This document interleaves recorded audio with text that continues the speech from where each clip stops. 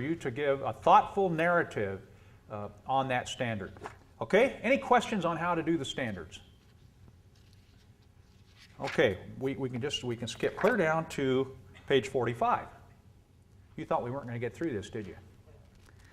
Page 45 starts the subject areas, and you'll see there on the table of contents page that there's instructions for the subject areas, then grades 1 through 12, then elementary subject areas, and then secondary subject areas. So we've divided this report into those 3 sections. The next page has instructions. The following page is a teacher instructional profile page, and this is one that's caused a little angst for some people. But we want to get an idea from each teacher how they use the curriculum guides, the NAD curriculum guides, what methods they use to determine how well the instructional goals are achieved, how are spiritual values infused in the curriculum, what teaching methods are used to meet the various learning styles, and what community resources are you using? Yes? We won't have to worry about curriculum guides because I heard Larry say he's throwing them out. Yeah. Oh, okay, well, I'm guessing they won't disappear anytime soon. Yes? Selective here. For the smaller schools, is there any way we can kind of compile this?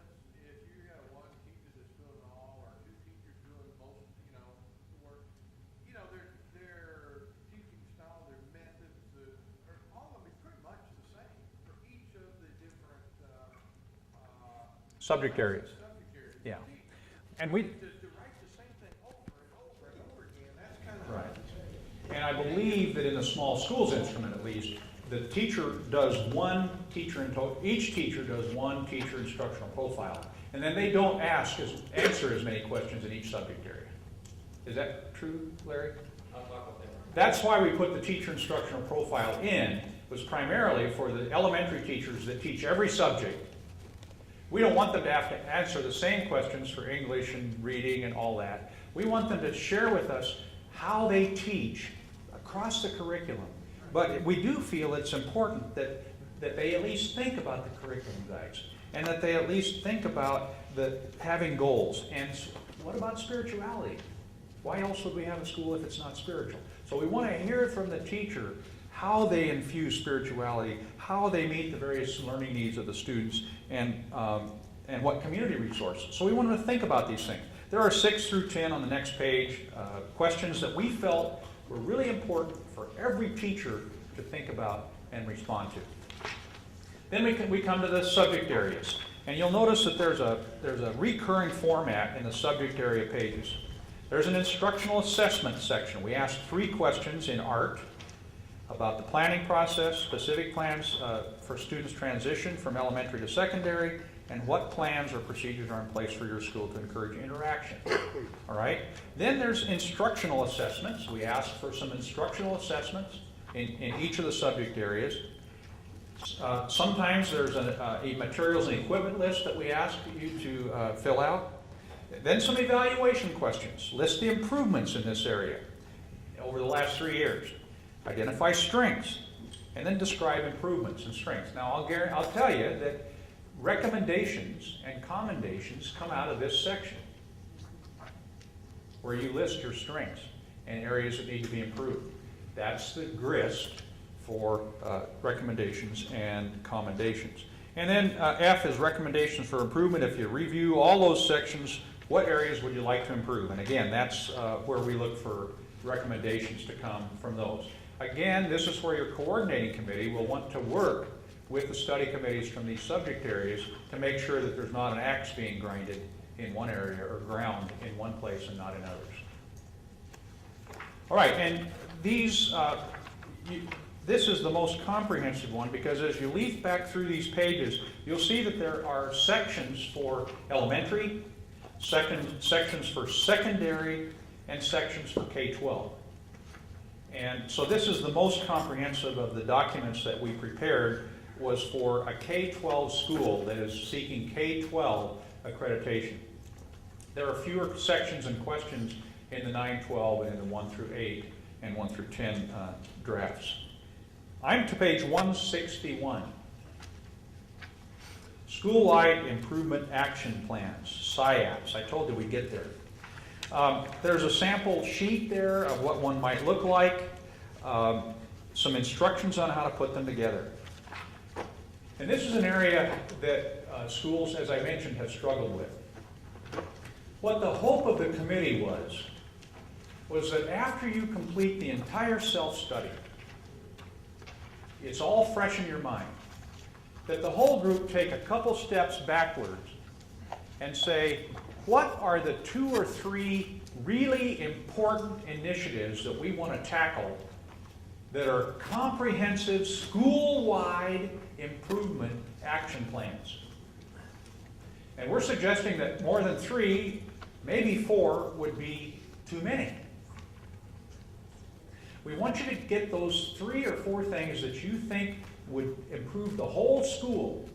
And we would encourage that it be a multifaceted, multi-step, multi-resource kind of a thing. Some action plans have said we want to buy new computers for the computer lab. Well, that's going to take a board decision and a purchase and an installation. I would not say that's a school-wide improvement action plan. Now, if you said we're going to provide computers in every classroom and we're going to update the software every year and we're going to update the computers every 2 years, that might be a school-wide improvement action plan.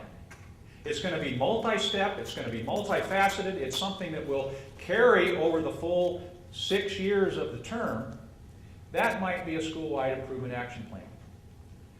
So try and focus, step back from your study and say, what are the 2 or 3 areas that really will impact our school-wide?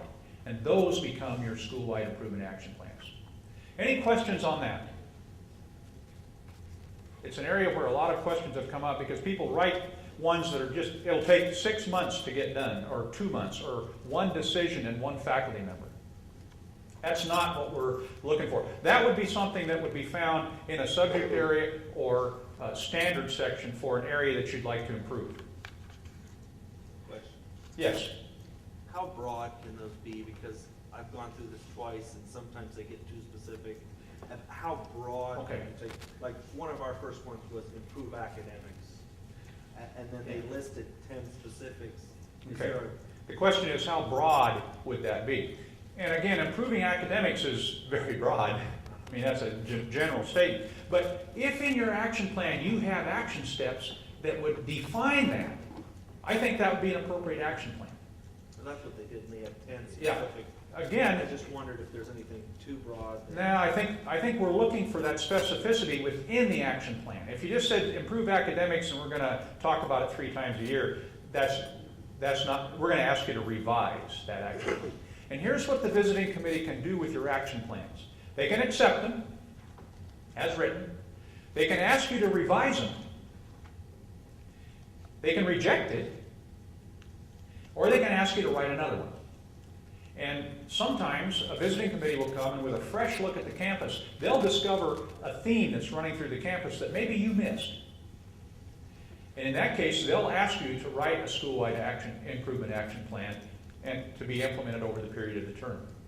So those are the options that a visiting committee has as they review your school-wide improvement action plans. Any other questions on that? Again, I can't stress enough, and Larry's going to come and help me, make it a school-wide issue that has action steps that can be identified. We've seen schools that have written 35 Yeah. action plans. Don't write 35 action plans. But they're one step, one faceted. Yeah, and they're paint the outside of the school. Well, if it can be done in a week, if it can be done by 3 people, if it can be done with, One decision of the board. $100, then it's not an action plan. Number 2, we have the broad ones that says fix the curriculum, or better in-service for faculty. They're too broad. The good ones say develop a strategy for writing across the curriculum, or reading it at the content level, or something that affects all the teachers, all the students on a global basis, and it's going to be a long-term project. Now, the whole theory behind this is, we used to come in as a visiting committee, and the experts, we would come in from the outside and tell you what's wrong with you. Some of you, that's pretty easy. I didn't say that. I was talking to David. We would come in and say, here's what we think is wrong with you, and here's how we think you ought to fix it. We're not going to do that anymore. We're not doing that anymore. We're saying the most important thing that you're going to do as a school is the self-study. That's the heart and the meat of the evaluation process, is the self-study. And the core of the self-study is, we've now looked at each other, we've now looked at your program, and we've said, you've looked at your program, and you've said, here are the things that we see are problems on our campus. And from the inside, we see that this is the way to best fix the problems that we see. Not an outside group coming in and saying, here's how you fix your problems, but you knowing the whole global picture, here's the best way for us to solve the major problems that we have on this campus. And then you write those action plans, and then what our job is to validate those action plans and say, yes, you hit the nail on the head, or turn your ship, 10 degrees to the left, and you'll have it, that's where we see your issue is. Or the forest is so thick that you didn't see, the 800-pound gorilla in the back of the room. And then for you to sit down and actually go through this, and we will hold you accountable for the next 6 years to work through those action plans in your progress report. So your action plans and stay close, Larry, I think there's some people with questions, but your action plans will guide you through the next term of accreditation. And so make them things that will guide you through. Yes, you go back and review the major recommendations and that were left by the visiting committee, but the primary thing that will guide your school through the next term of accreditation are your action plans. Dennis. Since you're emphasizing action plans, what impact do action plans have on the overall evaluation process? For example, if your action plans are badly written or badly articulated, does that affect your accreditation?